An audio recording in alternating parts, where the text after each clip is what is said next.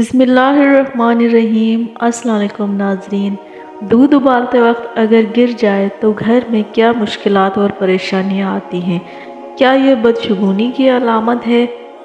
आज की इस वीडियो में हम आपको इसके मुत्तलिक बताएंगे कि दूध जिसे अल्लाह का नूर कहा जाता है, इसके बारे में चंद अहदीस और उसको ज़ाया करने के बारे में चंद अहकामात आपसे शेयर करेंगे।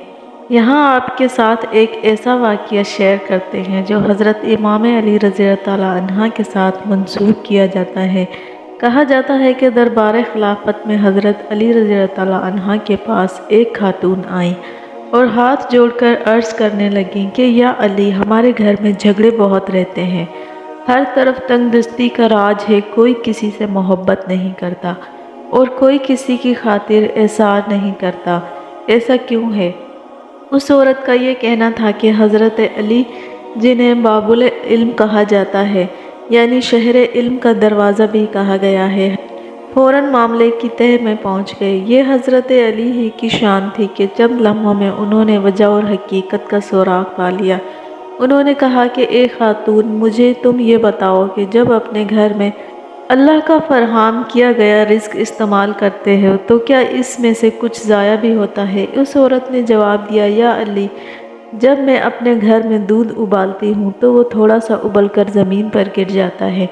हज़रत अली मुस्कुराए और जवाब दिया कि ए औरत, जब जब अल्लाह का दिया गया रिस्क पामाल होता है, यानी पैरों में आता है, उसकी तौहीन होती है तो उस घर से रिस्क उठ जाता है, बेबरकती आ जाती है। जब तंगदस्ती और गुर्बत आ जाती है तो तुम्हारे घर में लड़ाइयाँ झगड़े होते हैं और फिर बेसुकूनी और बेबरकती आती है।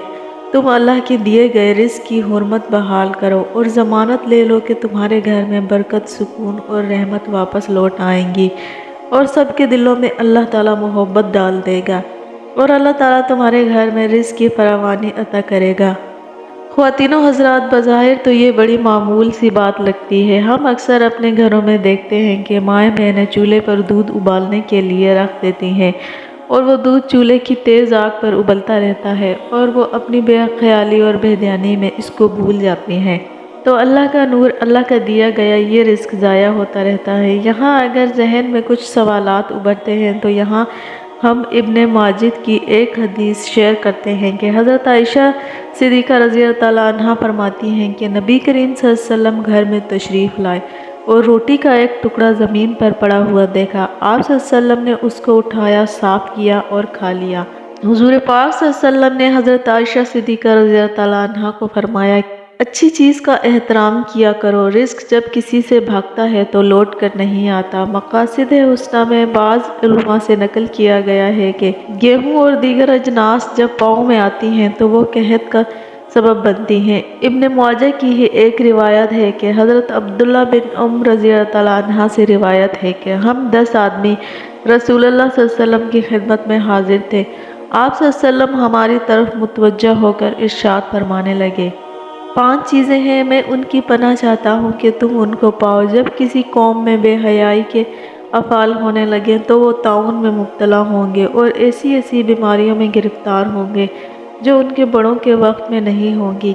जब कोई कौम नाप तोल में कमी करेगी तो कहत, तंगी और जालिम हुकाम उन पर मुब्तला कर दिए जाएंगे और जब कोई कौम अहद शिकनी की मुरतकब होगी तो अल्लाह ताला उनके दुश्मनों को गालिब कर देगा और उनसे उनके अमाल छीन लिए जाएंगे। नाज़रीन, आज ये तमाम बातें हमें अपने इर्द गिर्द सच होती नज़र आती हैं। बहैसियत कौम बदकिस्मती से हमारे अंदर ये तमाम चीज़ें सरायत कर चुकी हैं। हम अल्लाह ताला के रिज़्क़ को पामाल करते हैं, हम कम तोलते हैं और हम झूठ बोलते हैं, हम अहद शिकनी करते हैं।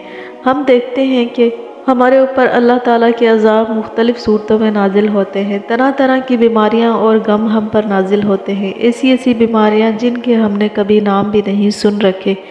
हम देखते हैं कि रसूलुल्लाह सल्लल्लाहु अलैहि वसल्लम के फरमान के मुताबिक हमारे ऊपर बदउनवान और जालिम हुक्मरान मुसल्लत कर दिए गए हैं, क्योंकि ये उम्मत अहद शिकनी भी करती है। तो रसूलुल्लाह सल्लल्लाहु अलैहि वसल्लम का फरमान यूँ सच होता नज़र आता है। आज 1.5 अरब होते हुए भी तमाम मुसलमान दुनिया में रुसवा हैं, तमाम मुसलमान दुनिया में मगलूब हैं और दूसरी कौमें हम पर गलबा पाए हुए हैं।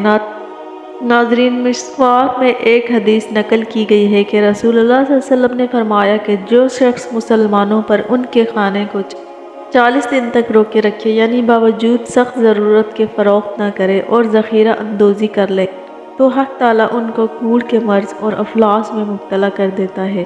اسی طرح ایک اور حدیث میں ارشاد ہے، جس گھر میں شراب، دف، تمورہ، تصویر ہوں گے تو گھر والوں کی دعا قبول نہیں ہوگی اور رحمت کے فرشتے اس گھر میں داخل نہیں ہوں گے۔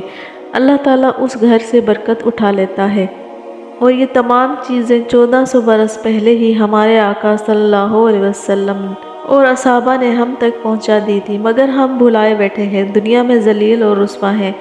ایک واقعہ آپ کی خدمت میں پیش کرتے ہیں۔ ایک عالم کو روزی کی تنگی پیش آئی تو انہوں نے اپنے دوست کو اپنے خواب میں دیکھا اور شکایت کی۔ دوست نے کہا، ایسا معلوم ہوتا ہے کہ تم نے قرآن مجید کی کوئی سورت یا کوئی آیت یاد کی تھی اور پھر اسے بھلا دیا۔ عالم نے کہا کہ سچ ہے، میں واقعی قرآن کریم کی ایک سورت یاد کر کے بھلا چکا ہوں۔ دوست اس پر سخت غصہ ہوا اور کہا کہ پھر اسے یاد کرو۔ عالم نے ویسا ہی کیا، پھر روزی کی تنگی جاتی رہی۔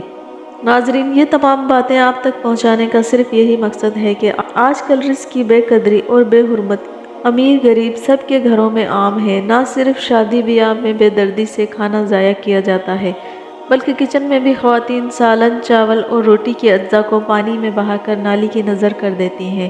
جانتے بوجھتے ہوئے ہم اللہ کے رزق کی توہین کرتے ہیں اور رزق کی تنگی کے اسباب ہم پر نازل ہوتے ہیں۔ اکثر خواتین کو یہ کہتے ہوئے سنا ہے کہ ان کے خاوند یا بچے ایک وقت کا بنا ہوا سالن دوسرے وقت نہیں کھاتے، اور بڑے فخر کے ساتھ یہ بیان کیا جاتا ہے کہ وہ کھانا پھینک دیتے ہیں۔ گھر کے کوڑا کرکٹ میں روٹی اور نعمتوں کو بغیر اسے اللہ کے ڈر سے پھینک دیا جاتا ہے۔ ایسا کرتے ہوئے ان معصوم بچوں کو کیوں بھول جاتے ہیں جو پیٹ کا دوزخ بھرنے کے لیے غلاظت کے ڈھیروں سے گلا سڑا پھل اور سبزیاں اکٹھی کرتے ہیں؟ ان سفید پوش لوگوں کو کیوں بھول جاتے ہیں جو ایک وقت کا کھانا اپنے معصوم بچوں کو دے پاتے ہیں اور دوسرے وقت محتاج اور لاچار ہوتے ہیں؟